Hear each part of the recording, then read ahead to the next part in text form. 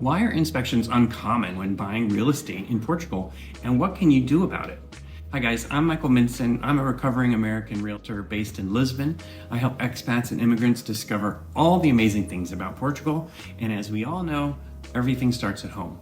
So today we're going to explore the topic of inspections. Are they important? What's different about them here?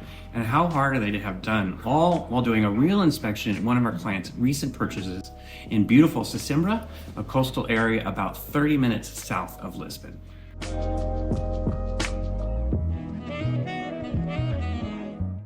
So today I'm in an inspection at one of our clients' purchases in Sesimbra, which is a village and a region about 30 minutes south of Lisbon and about 25 minutes west of Setúbal. My husband and I actually bought a house in 2025 in a small town called Sesimbra, which is about 15 minutes east of here, and we absolutely love it. It's quiet without being boring, and Sesimbra is an old fishing village as it's now home to some amazing seafood restaurants, a vibrant downtown, epic sea views from just about every street. So if you want to be close enough to Lisbon to enjoy all the benefits a capital city offers, but be far enough away to get a good price for a proper house with some land, maybe Sesimbra should be on your shopping list. Now let's dive in. For some reason, home inspections aren't a super common thing here when purchasing real estate in Portugal.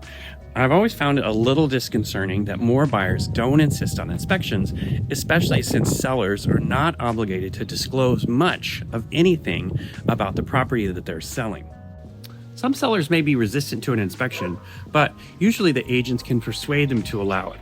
If they flat out refuse, that's a red flag and we should probably move on. I'm from San Francisco, California, and it was customary for sellers to do pre-inspections and include those in the disclosure package for interested buyers. That's really not how things work here. There is no disclosure package, and I have yet to find a property where the seller had a pre-inspection. Now, in this buyer beware environment, it's wise to trust but verify. I encourage all my buyer clients to have an inspection done on any property they're considering buying, just like in the US. Portugal has professional building inspectors, and they look for all the things that you would expect them to. They check major systems like electrical, plumbing, roof, foundation, as well as heating and cooling. They check all the appliances, windows, and doors to make sure they're operational. And they also, of course, look for evidence of hidden issues like stains, mold, and rotten wood. Many inspectors use sophisticated technologies to measure temperature variations in the wall, measure moisture levels, and get detailed imagery of the roof. I'm really grateful you guys are watching. It means a lot. If you're getting value out of this, please hit the like button, or better yet, subscribe and leave a comment. I'm happy to answer any questions you have. I try to publish a new video every week or so, and your engagement keeps the algorithm happy and keeps me feeling the love to make more. Some of the most common issues we find during inspections are damp walls or ceilings. This is usually due to poor insulation or rising dampness from the ground. Other issues could be outdated electrical systems or lack of proper grounding. Roof leaks, drainage issues around terraces creep up every now and then. Illegally enclosed balconies or unlicensed renovations are quite common as well. You could see some sloping in some floors, which could be natural settling. It could be benign, or maybe somebody downstairs removed a structural element, which is not good. We encourage inspections on all properties our clients are buying, regardless of age.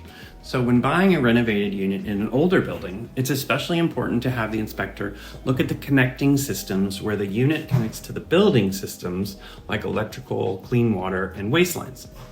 Inspectors should be independent of the real estate company and the realtor.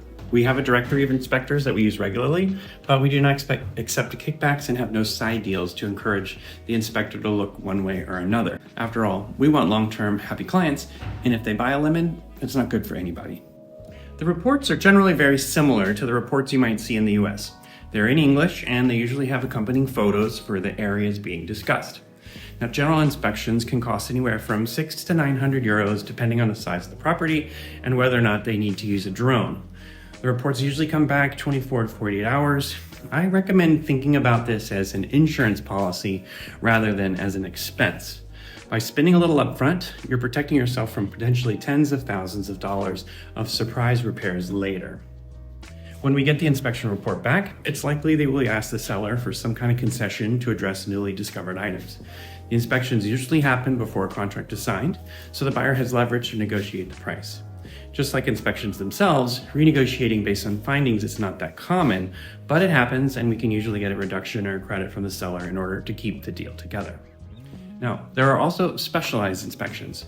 These are even less common, but they still can be done. Things like pest inspections, structural inspections, roof, mold, and more.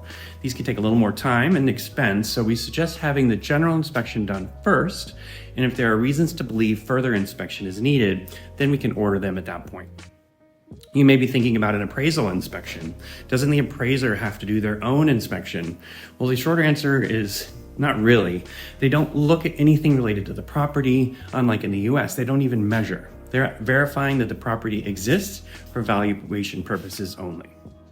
To get more tips like these and exclusive access to get all your questions answered, sign up at our website, portugalstepbystep.com, or just like and subscribe to keep the content coming.